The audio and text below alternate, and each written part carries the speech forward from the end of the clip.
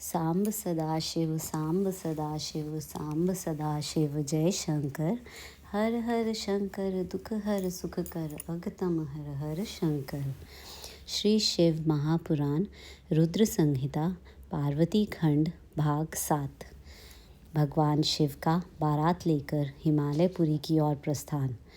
ब्रह्मा जी कहते हैं, मुने, तदनंतर भगवान शंभु ने नंदी आदि सभी गणों को अपने साथ हिमाचलपुरी को चलने की प्रसन्नतापूर्वक आज्ञा देते हुए कहा, तुम लोग थोड़े से गणों को यहाँ रखकर शेष सभी लोग मेरे साथ बड़े उत्साह और आनंद से युक्त हो गिरिराज हिमवान के नगर को चलो।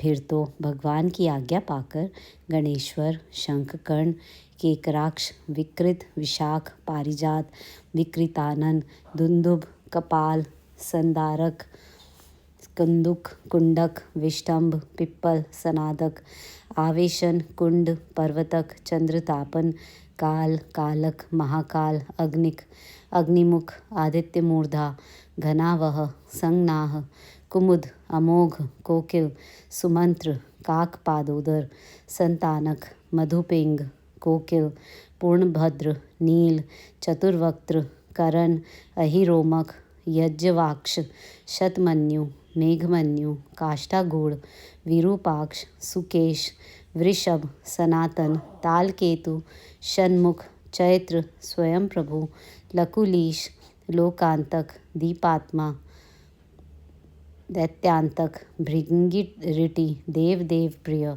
अश्नि, भानुक, प्रमथ तथा वीरभद्र अपने असंख्य कोटि कोटि गणों तथा भूतों को साथ लेकर चले। नंदी आदि गणराज असंख्य गणों से घिरे चले तथा क्षेत्रपाल और भैरव भी कोटि कोटि गणों को लेकर उत्सव मनाते हुए प्रेम और उत्साह के साथ चल पड़े। वे सब सहस्र हाथों से युक्त थे, सिर पर जटा का मुकुट धारण किए हुए थे। उन सब के मस्तक पर चंद्रमा और गले में नील चिन्ह थे तथा वे सब के सब त्रिनेत्रधारी थे। उन सब ने रुद्राक्ष के आभूषण पहन रखे थे। सभी उत्तम भस्म धारण किए थे और हार, कुंडल, केयूर तथा मुकुट आदि से अलंकृत थे। इस प्रकार देवताओं तथा दूसरे दूसरे गणों को साथ ले भगवान शंकर अपने विवाह के लिए हिमवान के नगर की ओर चले। चंडी देवी रुद्रदेव की बहन बनकर खूब उत्सव मनाती हुई बड़ी प्रसन्नता के साथ वहां आ पहुंची। वे शत्रुओं को अत्यंत भय देने वाली थी। उन्होंने सांपों के आभूषण से अपने को विभूषित कर रखा था और उनका वाहन प्रेत था। वे उसी पर आरूढ़ हो अपने माथे पर एक सोने का भरा हुआ कलश लिए चल रही थी। वह कलश महान प्रभापुंज से प्रकाशित हो रहा था। मुने, वहाँ करोड़ों दिव्य भूतगण शोभा पाते थे, जिनका रूप विकराल था। उनके रूप रंग भी अनेक प्रकार के थे। उस समय डमरुओं के डिमडिम घोष से, भेरियों की गड़गड़ाहट से और शंखों के गंभीर नाद से तीनों लोग गूंज उठे थे। दुंदुभियों की ध्वनि से महान कोलाहल हो रहा था। वह जगत का मंगल करता हुआ अमंगल का नाश करता था। देवता लोग शिवगणों के पीछे होकर बड़ी उत्सुकता के साथ बारात का अनुसरण करते थे। संपूर्ण सिद्ध और लोकपाल आदि भी देवताओं के साथ थे। देव मंडली के मध्य में गरुड़ के आसन पर बैठकर लक्ष्मीपति भगवान विष्णु चल रहे थे। मुने, उनके ऊपर महान छत्र तना हुआ था जो उनकी शोभा बढ़ाता था। उन पर चंवर डुलाए जा रहे थे और वे अपने गणों से घिरे हुए थे। उनके शोभाशाली पार्षदों ने अपने ढंग से आभूषण आदि के द्वारा विभूषित किया था। इसी प्रकार मैं भी मूर्तिमान वेदों, शास्त्रों, पुराणों, आगमों, सनकादि महासिद्धों, प्रजापतियों, पुत्रों तथा अन्य अन्य परिजनों के साथ मार्ग में चलता हुआ बड़ी शोभा पा रहा था और शिव की सेवा में तत्पर था। देवराज इंद्र भी नाना प्रकार के आभूषणों से विभूषित हो ऐरावत हाथी पर आरूढ़ होकर अपनी सेना के बीच से चलते हुए अत्यंत सुशोभित हो रहे थे। उस समय बारात के साथ यात्रा करते हुए बहुत से ऋषि भी अपने तेज से प्रकाशित हो रहे थे। वे शिव जी का विवाह देखने के लिए बहुत उत्कंठित थे। शाकिनी, यातुधान, बेताल, ब्रह्म राक्षस, भूत, प्रेत, पिशाच, प्रमथ आदि गण, तुम्बुरु, नारद, हाहा और हुहु आदि श्रेष्ठ गंधर्व और किन्नर भी बड़े हर्ष से भरकर बाजा बजाते हुए चले। संपूर्ण जगत माताएं, सारी देव कन्याएं, गायत्री, सावित्री, लक्ष्मी और अन्य देवांगनाएं, ये तथा दूसरी देव पत्नियां जो संपूर्ण जगत की माताएं हैं, शंकर जी का विवाह है, यह सोचकर बड़ी प्रसन्नता के साथ उसमें सम्मिलित होने के लिए गईं। वेदों, शास्त्रों, सिद्धों और महर्षियों द्वारा जो साक्षात धर्म का स्वरूप कहा गया है तथा जिसकी अंग कांति शुद्ध स्फटिक के समान उज्ज्वल है, वह सर्वांग सुंदर वृषभ भगवान शिव का वाहन है। धर्मवत्सल महादेव जी उस वृषभ पर आरूढ़ हो सबके साथ यात्रा करते हुए बड़ी शोभा पा रहे थे। देवर्षियों के समुदाय उनकी सेवा में उपस्थित थे। इन सब देवताओं और महर्षियों के एकत्र हुए समुदाय से महेश्वर की बड़ी शोभा हो रही थी। उनका बहुत श्रृंगार किया गया था। वे शिवा का पाणी ग्रहण करने के लिए हिमालय के भवन को जा रहे थे। नारद इस प्रकार बारात की यात्रा संबंधी उत्तम उत्सव से युक्त शंभु का चरित्र कहा गया है। अब हिमालय नगर में जो सुंदर वृतांत घटित हुआ उसे सुनो। हिमवान द्वारा शिव की बारात की अगवानी तथा सबका अभिनंदन एवं वंदन। मैनाका नारद जी को बुलाकर उनसे बारातियों का परिचय पाना और शिव और उनके गणों को देखकर भय से मूर्छित होना। ब्रह्मा जी कहते हैं, तदनंतर भगवान शिव ने नारद जी को हिमाचल के घर भेजा। वे वहाँ की विलक्षण सजावट देखकर दंग रह गए। विश्वकर्मा ने जो विष्णु, ब्रह्मा आदि समस्त देवताओं तथा नारद आदि ऋषियों की चेतन से प्रतीत होने वाली मूर्तियाँ बनाई थीं, उन्हें देखकर देवर्षि नारद चकित हो उठे। तत्पश्चात हिमाचल ने देवर्षि को बारात बुला लाने के लिए भेजा। साथ ही उस बारात की अगवानी के लिए मैनाक आदि पर्वत भी गए। तदनंतर विष्णु आदि देवताओं तथा आनंदित हुए अपने गणों के साथ भगवान शिव हिमालय नगर के समीप आनंद आ पहुँचे। गिरिराज हिमवान ने जब यह सुना कि सर्वव्यापी शंकर मेरे नगर के निकट आ पहुँचे हैं, तब उन्हें बड़ी प्रसन्नता हुई। तदनंतर उन्होंने बहुत सा सामान एकत्र करके पर्वतों और ब्राह्मणों को महादेव जी के साथ वार्तालाप करने के लिए भेजा। स्वयं भी बड़ी भक्ति के साथ वे प्राण प्यारे महेश्वर का दर्शन करने के लिए गए। उस समय उनका हृदय अधिक प्रेम के कारण द्रवित हो रहा था और वे प्रसन्नतापूर्वक अपने सौभाग्य की सराहना करते थे।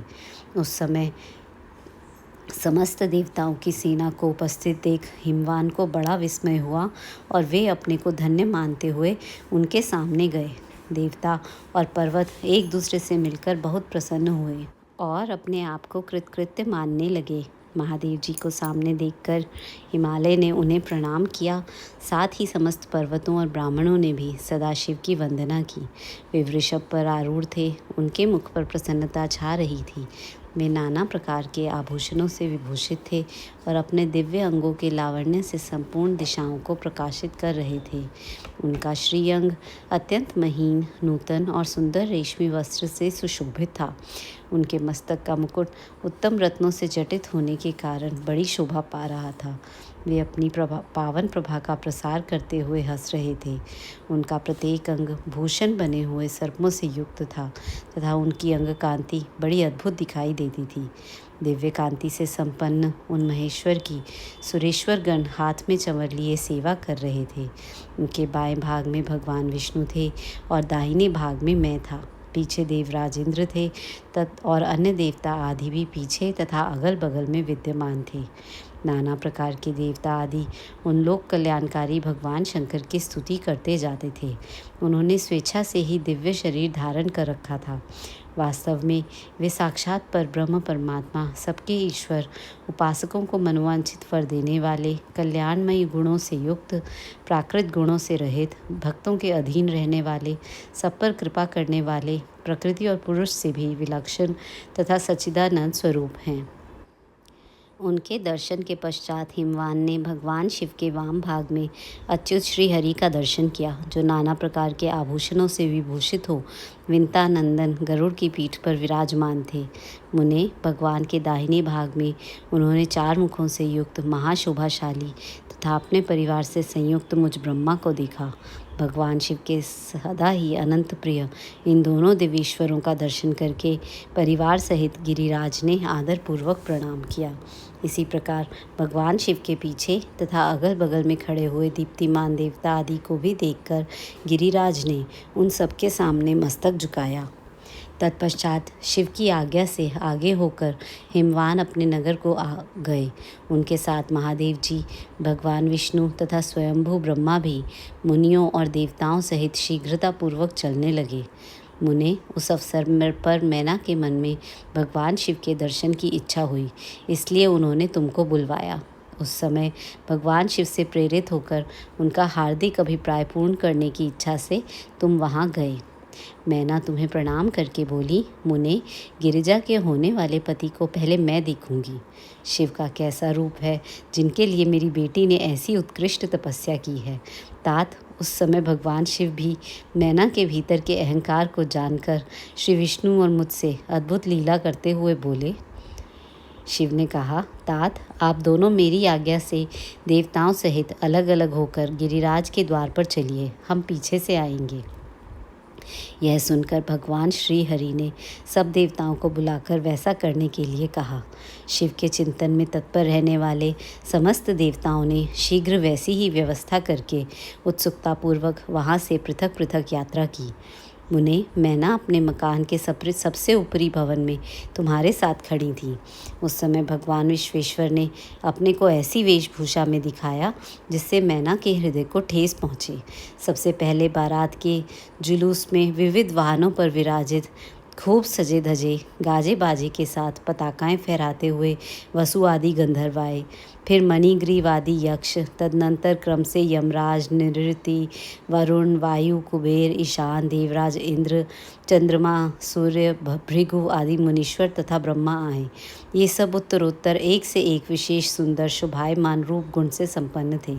इनमें से प्रत्येक दल के स्वामी को देखकर मैना पूछती थी कि क्या यही शिव हैं?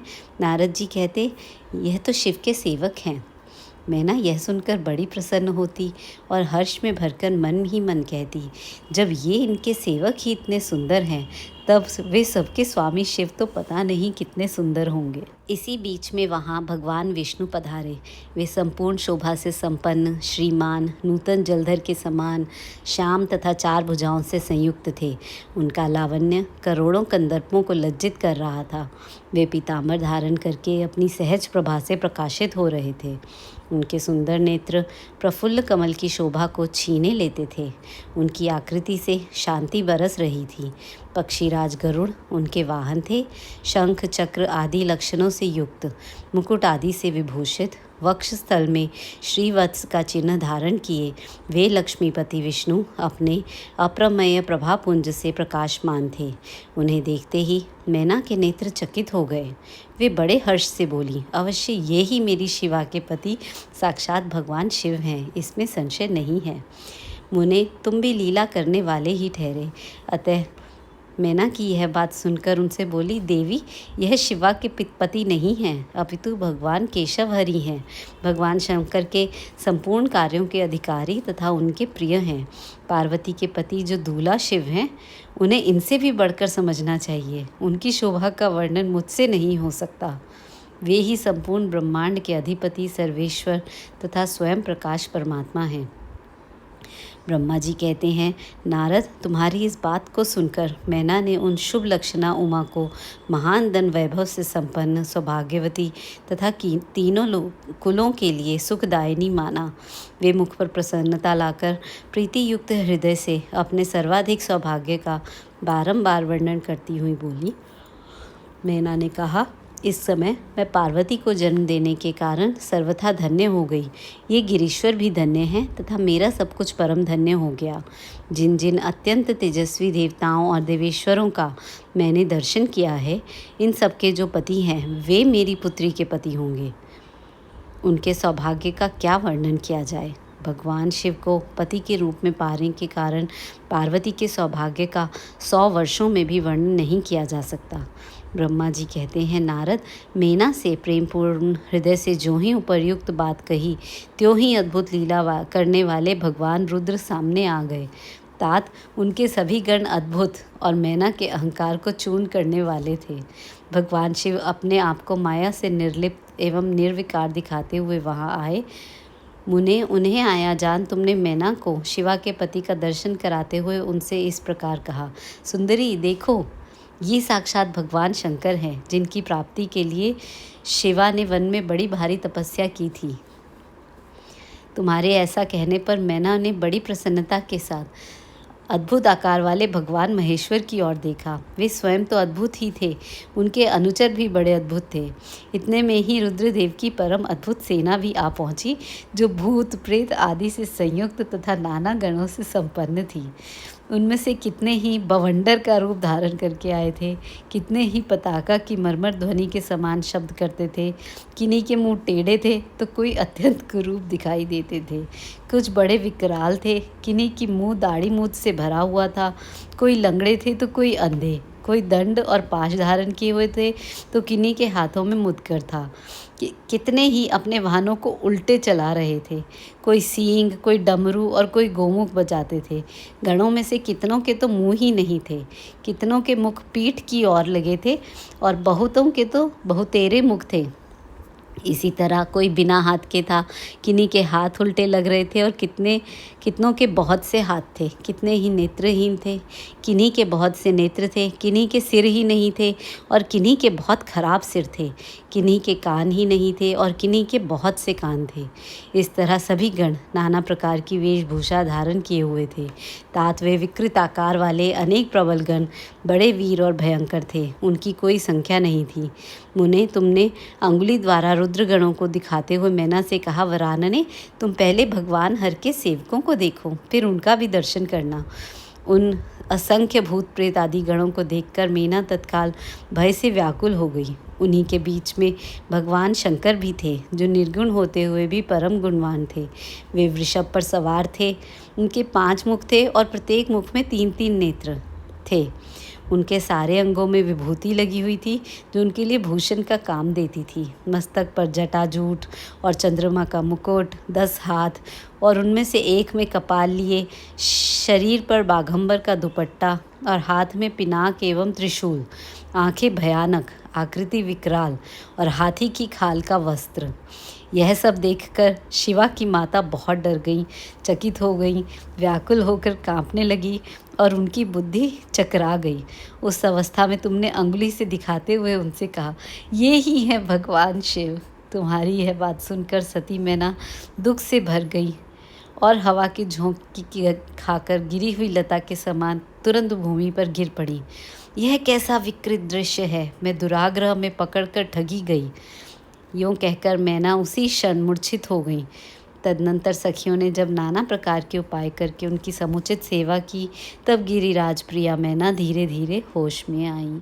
मैना का विलाप, शिव के साथ कन्या का विवाह न करने का हठ, देवताओं तथा श्री विष्णु का उन्हें समझाना तथा उनका सुंदर रूप धारण करने पर ही शिव को कन्या देने का विचार प्रकट करना। ब्रह्मा जी कहते हैं, नारद, जब हिमाचल प्रिया सती मैना को चेत हुआ, तब वे अत्यंत क्षुब्ध होकर विलाप एवं तिरस्कार करने लगी।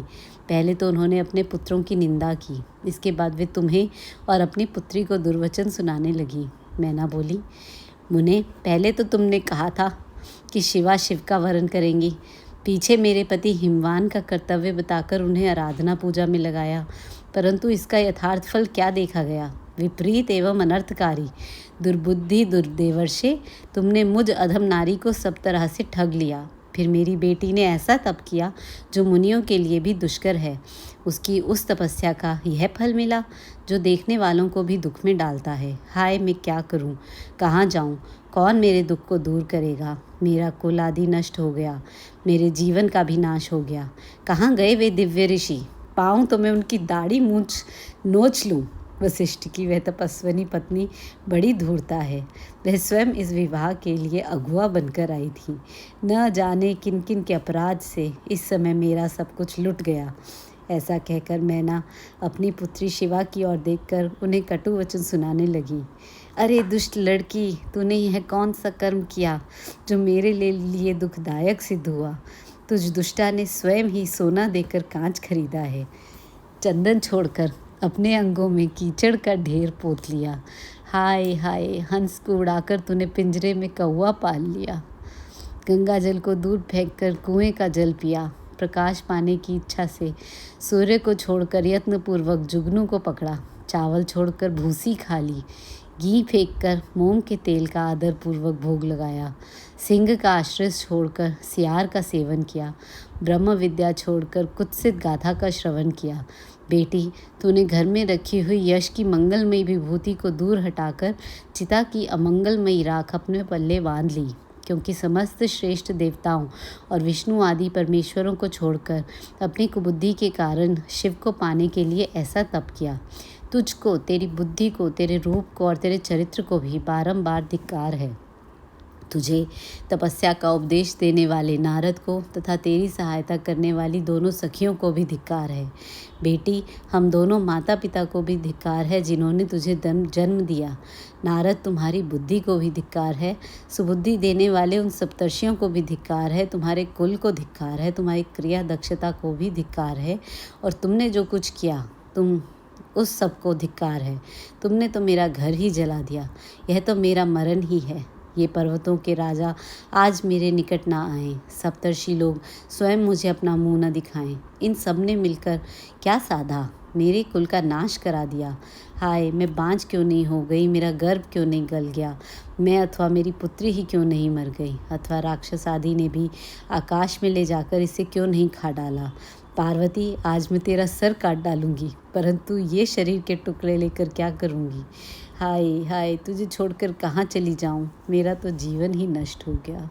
ब्रह्मा जी कहते हैं, नारद, यह कहकर मैना मूर्छित हो पृथ्वी पर गिर पड़ी।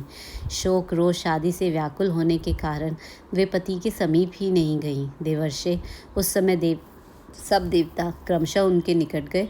सबसे पहले मैं पहुंचा। मुनिश्रेष्ठ, मुझे देखकर तुम स्वयं मैना से बोले। नारद ने कहा, पतिव्रते, तुम्हें पता नहीं है, वास्तव में भगवान शिव का रूप बड़ा सुंदर है। उन्होंने लीला से ऐसा रूप धारण कर लिया है, यह उनका यथार्थ रूप नहीं है। इसलिए तुम क्रोध छोड़कर स्वस्थ हो जाओ, हठ छोड़कर विवाह का कार्य करो और अपनी शिवा का हाथ शिव के हाथों में दे दो। तुम्हारी यह बात सुनकर मैना तुमसे बोली, उठो, यहाँ से दूर चले जाओ। तुम दुष्टों और अधर्मों के शिरोमणि हो। मैना के ऐसा कहने पर मेरे साथ इंद्र आदि सब देवता एवं दिक्पाल क्रमशः आकर यूँ बोले, पितरों की कन्या मैंने, तुम हमारे वचनों को प्रसन्नता पूर्वक सुनो। ये शिव निश्चय ही सबसे उत्कृष्ट देवता है और सबको उत्तम सुख देने वाले हैं। आपकी पुत्री के अत्यंत दुस्सह तप को देखकर इन भक्त वत्सल प्रभु ने कृपापूर्वक उन्हें दर्शन और श्रेष्ठ वर दिया है। यह सुनकर मैना ने देवताओं से बारंबार अत्यंत विलाप करके कहा, शिव का रूप बड़ा भयंकर है, मैं उन्हें अपनी पुत्री नहीं दूंगी।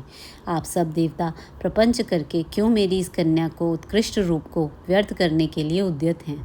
मुनीश्वर, उनके ऐसा कहने पर वशिष्ठ आदि सप्तर्षियों ने वहां आकर यह बात कही, पितरों की कन्या तथा गिरिराज की रानी मैंने, हम लोग तुम्हारा कार्य सिद्ध करने के लिए आए हैं। जो कार्य सर्वथा उचित और उपयोगी है, उसे तुम्हारे हठ के कारण हम विपरीत कैसे मान लें? भगवान शंकर का दर्शन सबसे बड़ा लाभ है। वे दान पात्र होकर स्वयं तुम्हारे घर पधारे हैं।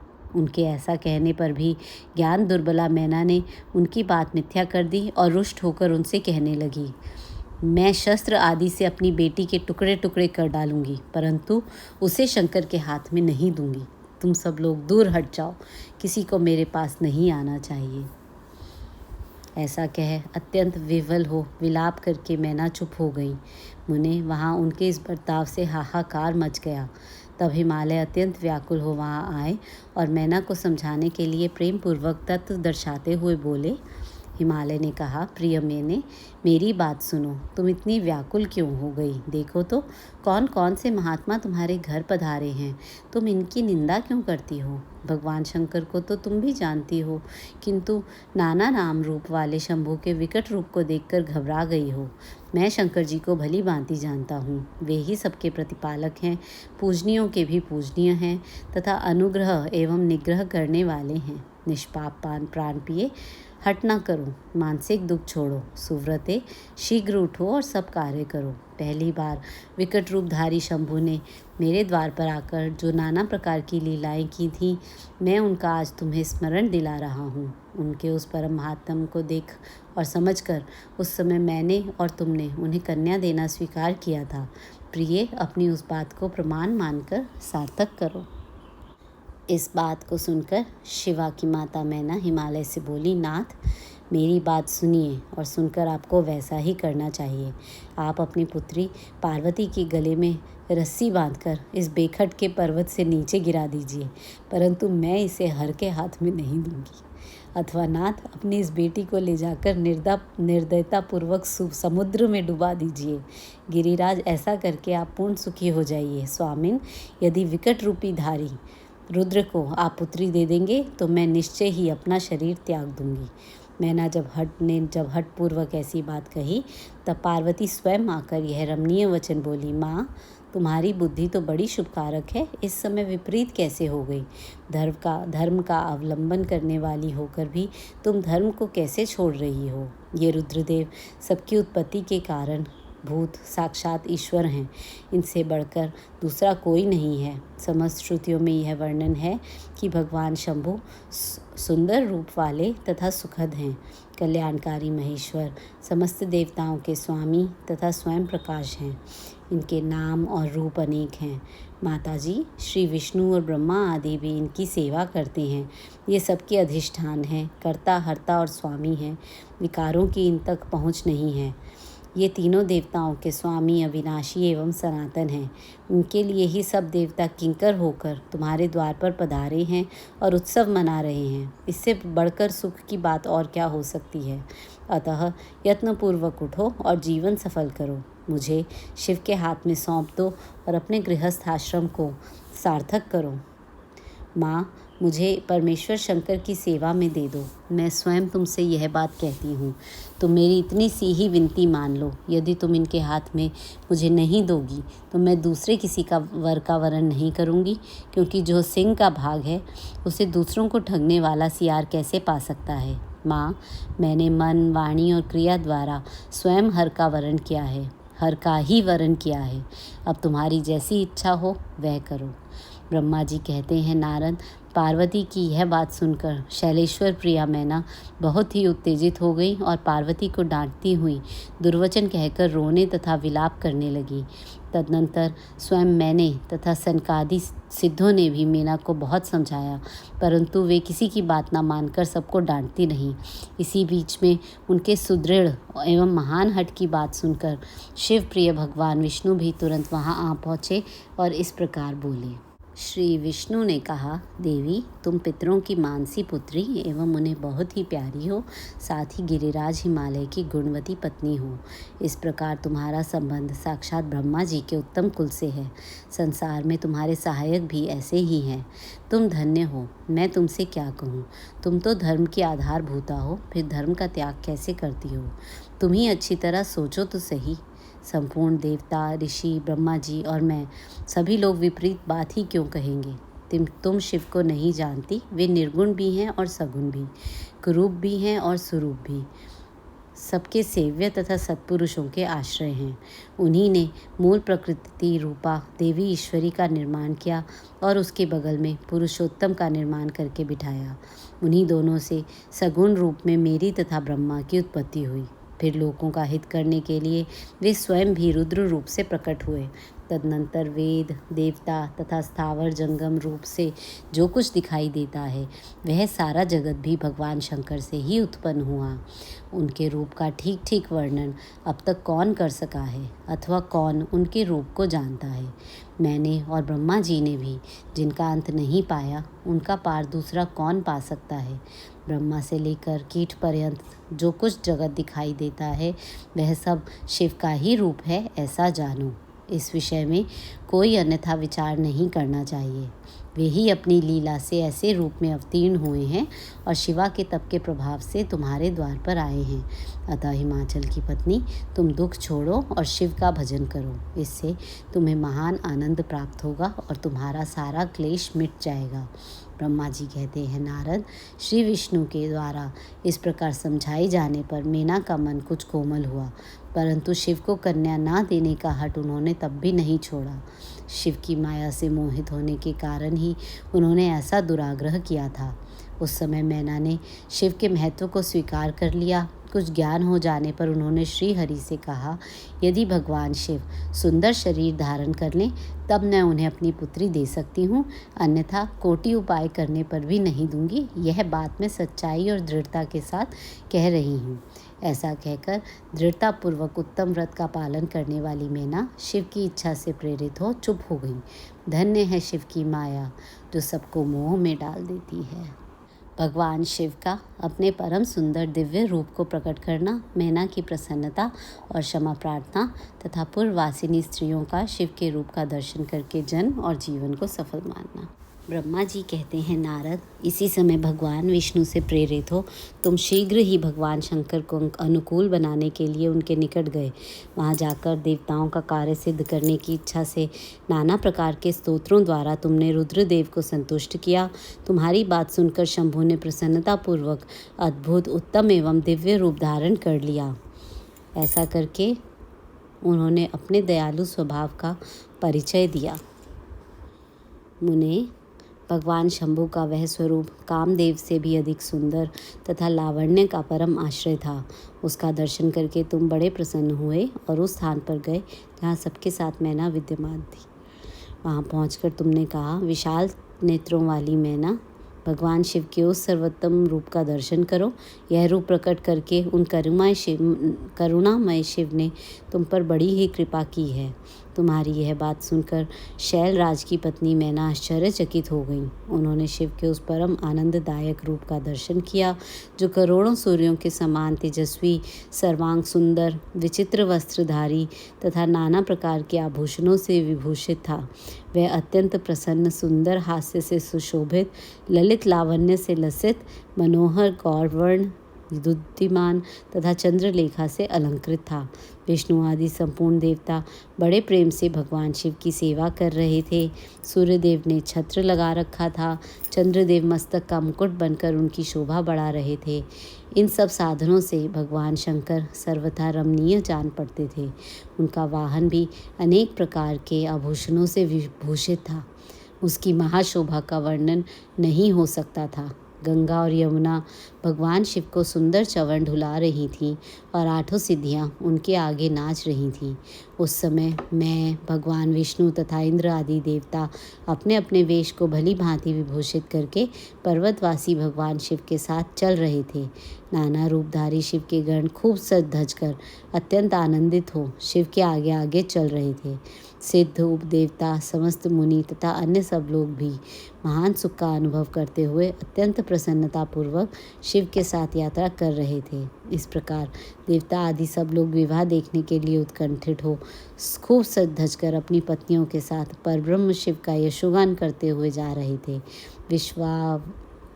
वसु आदि गंधर्व अप्सराओं के साथ हो शंकर जी के उत्तम यश का गान करते हुए उनके आगे आगे चल रहे थे। मुनिश्रेष्ठ महेश्वर के शैलराज के द्वार पर पधारते समय इस प्रकार वहाँ नाना प्रकार का महान उत्सव हो रहा था।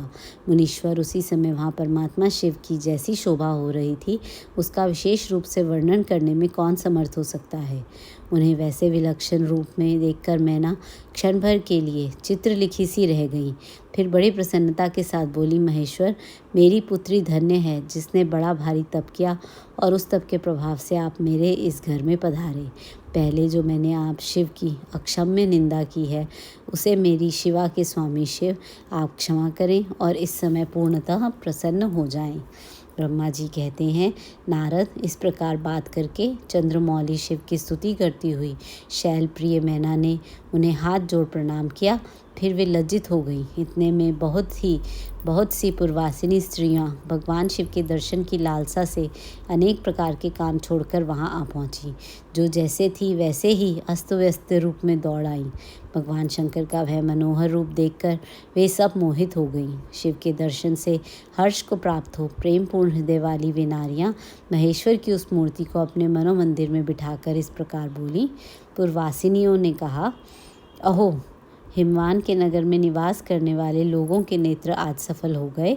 जिस जिस व्यक्ति ने इस दिव्य रूप का दर्शन किया है निश्चय ही उसका जन्म सार्थक हो गया। उसी का जन्म सफल है और उसी की सारी क्रियाएं सफल हैं। जिसने संपूर्ण पापों का नाश करने वाले साक्षात शिव का दर्शन किया है। पार्वती ने शिव के लिए जो तप किया है उसके द्वारा उन्होंने अपना सारा मनोरथ सिद्ध कर लिया। शिव को पति के रूप में पाकर ये शिवा धन्य है और कृतकृत्य हो गईं। यदि विधाता शिवा और शिव की इस युगल जोड़ी को सानंद एक दूसरे से मिला न देते तो उनका सारा परिश्रम निष्फल हो जाता। इस उत्तम जोड़ी को मिलाकर ब्रह्मा जी ने बहुत अच्छा कार्य किया है। इससे सबके सभी कार्य सार्थक हो गए। तपस्या के बिना मनुष्यों के लिए शंभू का दर्शन दुर्लभ है। भगवान शंकर के दर्शन मात्र से ही सब लोग कृतार्थ हो गए। जो सर्वेश्वर गिरिजापति शंकर का दर्शन करते हैं वे सारे पुरुष श्रेष्ठ हैं और हम सारी स्त्रियां भी धन्य हैं। ब्रह्मा जी कहते हैं, नारद, ऐसी बात कर उन स्त्रियों ने चंदन और अक्षत से शिव का पूजन किया और बड़े आदर से उनके ऊपर खीलों की वर्षा की। ये सब स्त्रियां मैना के साथ उत्सुक होकर खड़ी रहीं और मैना तथा गिरिराज के भूरी भाग्य की सराहना करती रहीं। मुने, स्त्रियों के मुख से वैसी शुभ बातें सुनकर विष्णु आदि सब देवताओं के साथ भगवान शिव को बड़ा हर्ष हुआ।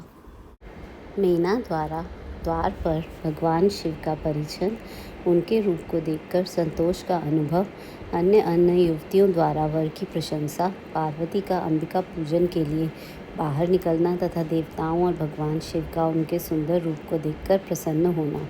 ब्रह्मा जी कहते हैं, नारद, तदनंतर भगवान शिव प्रसन्नचित हो अपने गणों, समस्त देवताओं तथा अन्य लोगों के साथ कौतूहल पूर्वक गिरिराज हिमवान के धाम में गए।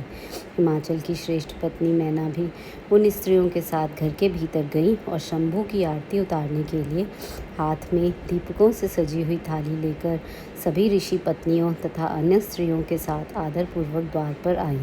वहां आकर मैना ने संपूर्ण देवताओं से सेवित गिरिजापति महेश्वर शंकर को, जो द्वार पर उपस्थित थे, बड़े प्यार से देखा। उनकी अंग कांति मनोहर चंपा के समान थी। उनके एक मुख और 3 नेत्र थे। प्रसन्न मुखारविंद पर मंद मंद मुस्कान की छटा छा रही थी। वे रत्न और सुवर्ण आदि से विभूषित थे।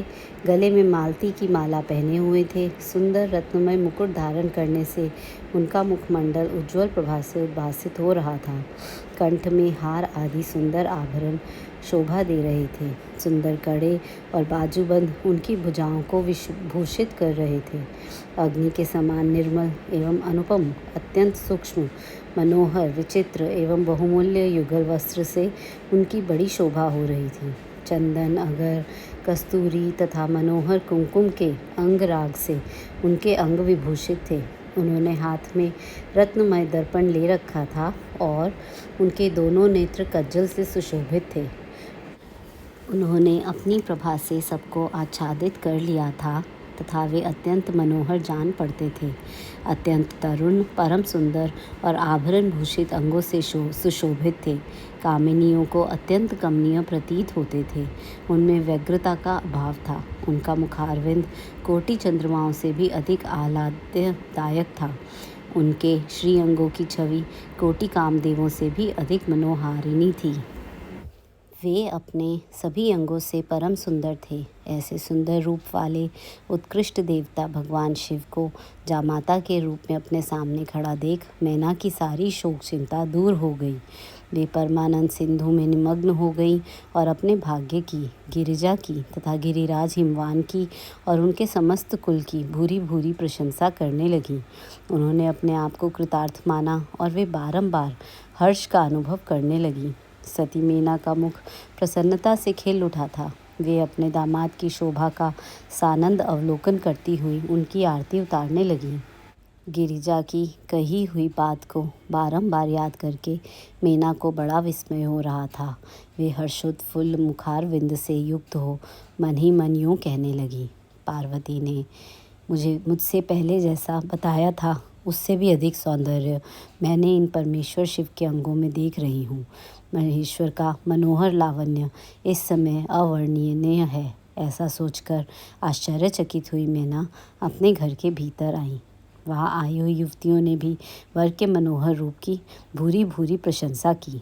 वे बोली, गिरिजा नंदिनी शिवा धन्य है, धन्य है।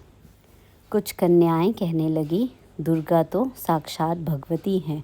कुछ दूसरी कन्याएं महारानी मैना से बोली, हमने तो कभी ऐसा वर नहीं देखा है और न कभी ध्यान में ही ऐसे वर का अवलोकन किया है। इन्हें पाकर गिरिजा धन्य हो गई। भगवान शंकर का वह रूप देखकर समस्त देवता हर्ष से खिल उठे। श्रेष्ठ गंधर्व उनका यश गाने लगे और अप्सराएं नृत्य करने लगी।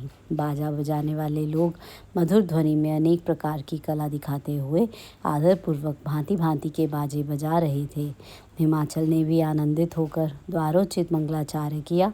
समस्त नारियों के साथ मैना ने भी महान उत्सव मनाते हुए वर का परिछन किया। फिर वे प्रसन्नतापूर्वक घर में चली गईं। इसके बाद भगवान शिव अपने गणों और देवताओं के साथ अपने को दिए गए स्थान अर्थात जनवासे में चले गए। इस बीच में गिरिराज के अंतपुर की स्त्रियां दुर्गा को साथ ले कुलदेवी की पूजा के लिए बाहर निकली। वहां देवताओं ने, जिनकी पलकें कभी नहीं गिरती थीं, प्रसन्नतापूर्वक पार्वती को देखा। उनकी अंग कांति नील अंजन के समान थी। वे अपने मनोहर अंगों से ही विभूषित थीं। उनका कटाक्ष केवल भगवान त्रिलोचन पर ही आदरपूर्वक पड़ता था। दूसरे किसी पुरुष की ओर उनके नेत्र नहीं जाते थे। उनका प्रसन्न मुख मंद मुस्कान से सुशोभित था। वे कटाक्षपूर्ण दृष्टि से देखती थीं और बड़ी मनोहारिणी जान पड़ती थीं। उनके केशों की चोटी बहुत ही सुंदर थी। कपोलों पर बनी हुई मनोहर पत्रभंगी उनकी शोभा बढ़ाती थी। ललाट में कस्तूरी की बेंदी के साथ ही सिंदूर की बिंदी शोभा दे रही थी। वक्षस्थल पर श्रेष्ठ रत्नों के सारभूत हार से दिव्य दीप्ति छिटक रही थी। रत्नों के बनाए हुए केयूर, वलय और कंकन से उनकी भुजाएं अलंकृत थीं। उत्तम रत्नमय कुंडलों से उनके मनोहर कपोल जगमगा रहे थे। उनकी दंत पंक्ति मणियों तथा रत्नों की प्रभा को छीन लेती थी और मुख की शोभा बढ़ाती थी। मधु से पूरित अधर और ओष्ठ बिंब फल के समान लाल थे। दोनों पैरों में रत्नों की आभा से युक्त महावर शोभा देता था। उन्होंने अपने एक हाथ में रत्न जनित दर्पण ले रखा था और दूसरा हाथ क्रीड़ा कमल से सुशोभित था। उनके अंगों में चंदन, अगर, कस्तूरी और कुमकुम का अंगराग लगाया हुआ था। पैरों में पाजेब बज रहे थे और वे अपने लाल लाल तरलों के कारण बड़ी शोभा पा रही थीं। समस्त देवता आदि ने जगत की आदि कारण भूता जगत जननी पार्वती को देखकर भक्ति भाव से मस्तक झुका मीना सहित उन्हें प्रणाम किया।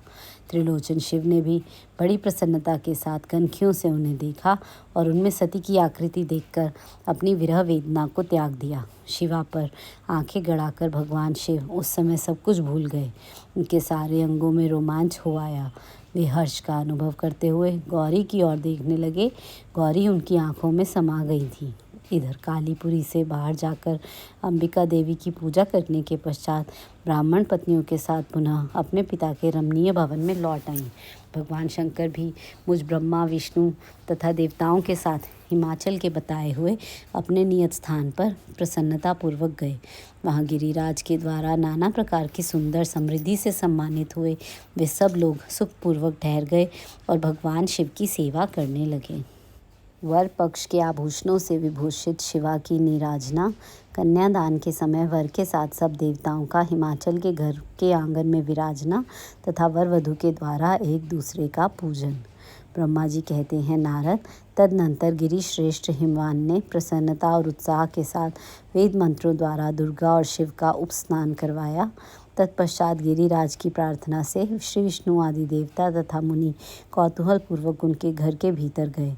वहाँ उन्होंने वैदिक और लौकिक आचार का यथार्थ रीति से पालन करके भगवान शिव के दिए हुए आभूषणों से देवी शिवा को अलंकृत किया। सखियों और ब्राह्मण की पत्नियों ने पहले पार्वती को स्नान करवाया, फिर सब प्रकार से वस्त्राभूषणों द्वारा विभूषित करके उनकी आरती उतारी। तीनों लोकों की जननी महाशैल पुत्री सुंदरी शिवा दिव्य वस्त्राभूषणों से सुसज्जित होकर मन ही मन भगवान का शिव का ध्यान करती हुई वहीं बैठी। उस समय उनकी बड़ी शोभा हो रही थी। उस अवसर पर दोनों पक्षों में महान आनंददायक उत्सव होने लगा। ब्राह्मणों को शास्त्रोक्त रीति से नाना प्रकार का दान दिया गया।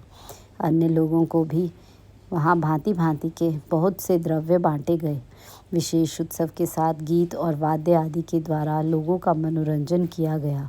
तदनंतर मैं, ब्रह्मा, भगवान विष्णु आदि देवता तथा मुनि ये सब के सब बड़ी प्रसन्नता के साथ आनंद उत्सव मनाते हुए भक्ति भाव से शिवा को प्रणाम करके शिव के चरणार विंदों के चिंतन पूर्वक हिमाचल की आज्ञा ले अपने अपने स्थान पर चले गए। इसके बाद गर्ग ने कन्यादान का समय जान हिमाचल से श्री शंकर तथा बारातियों को बुलाने के लिए कहा। फिर तो बाजे बजने लगे। हिमाचल के मंत्रियों ने जाकर वर और बारातियों से शीघ्र पधारने के लिए प्रार्थना की। वे बोले, कन्यादान के लिए उचित समय आ गया है, अतः आप लोग शीघ्र मंडप में पधारें। तदनंतर भगवान शिव को सुंदर वस्त्रोभूषणों से सुसज्जित करके वृषभ की पीठ पर बिठाया गया और जय बोलते हुए सब लोग चले। भगवान शंकर को आगे करके बाजे बजाते और कौतुक करते हुए सब बाराती हिमालय के घर को गए।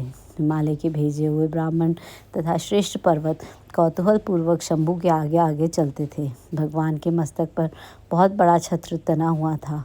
सब ओर से उन्हें चंवर ढुलाया जा रहा था तथा वे महेश्वर चंदोवे के नीचे होकर चलते थे। मैं, विष्णु, इंद्र और लोकपाल आगे रहकर उत्तम शोभा से सुशोभित हो रहे थे।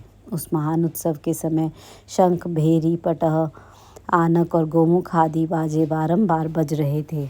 इन सब के साथ जगत के एकमात्र जीवन बंधु भगवान शिव परमेश्वरोचित तेज से संपन्न हो यात्रा कर रहे थे। उस समय समस्त देवेश्वर उनकी सेवा में उपस्थित हो बड़े हर्षोल्लास के साथ उन पर फूलों की वर्षा करते थे। इस प्रकार पूजित और बहुत सी स्तुतियों द्वारा प्रशंसित हो परमेश्वर शिव ने यज्ञ मंडप में प्रवेश किया। वहाँ श्रेष्ठ पर्वतों ने शिव को वृषभ से उतारा और महान उत्सव के साथ प्रेम पूर्वक उन्हें घर के भीतर ले गए। हिमालय ने भी घर में आए हुए देवताओं सहित महेश्वर को विधि पूर्वक भक्ति भाव से प्रणाम करते हुए उनकी आरती उतारी।